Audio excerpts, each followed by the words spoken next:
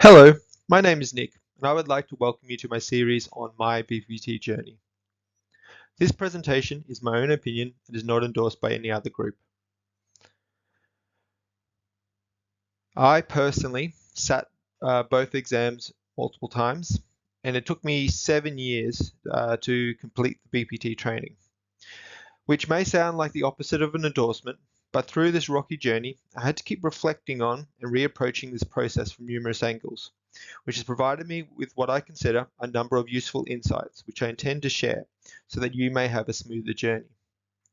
Though I want to point out that this is not a rule book, and I want you to simply incorporate the points which help you.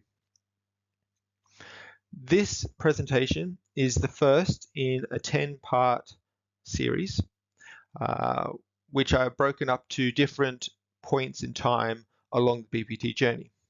As you can see here, the first is before starting, which is this presentation and focuses on the time between knowing you're starting BPT but before you actually start.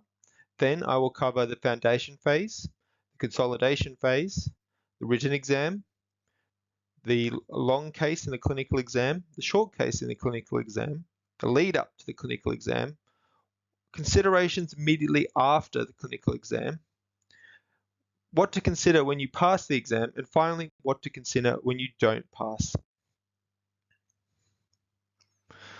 Okay, we'll jump into it now. So before setting off, I want you to just take a moment and congratulate yourself on getting into BPT. This is a big achievement, and it is something that you should definitely be proud of. So just take a moment to congratulate yourself, and then let's get a jump into getting ready for the journey ahead. To start with, I want to clarify the differences in definition between motivation and obligation. Motivation comes from an internal source of energy. It has personal meaning and often provides fulfillment and a sense of freedom, while obligation comes from an external pressure. It focuses on fulfilling a requirement and can feel like a burden or be resented. It is particularly important to understand these differences and particularly to understand your own motivation for doing BPT, because this journey takes a number of years, and though it has many highs, it may also have many lows, and it is at these points when understanding your motivation is extremely important. Now, not to seem too pessimistic, but I want you to be prepared and to remain realistic. Again, knowing the personal value of this process is important, but here I want to stress the opposite point as well, that though some sacrifice may be required, you need to know what should not be missed. In hindsight, at points, I became too consumed by this process.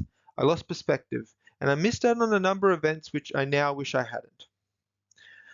However, hindsight is a beautiful thing, and though I can't change my past, I hope you can learn from my mistakes. Now, there will be a lot of planning ahead. And as part of this planning, you will require support, be that your family, friends, or colleagues, or even better, all three. So sharing your plans and perspectives with them will help you stay the course, but more importantly, will help them understand and react to your journey ahead.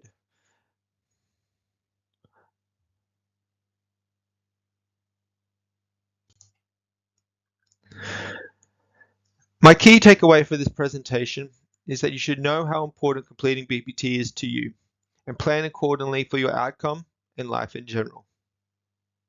That concludes my presentation on what to consider before starting BPT. Thank you for watching and good luck on your journey.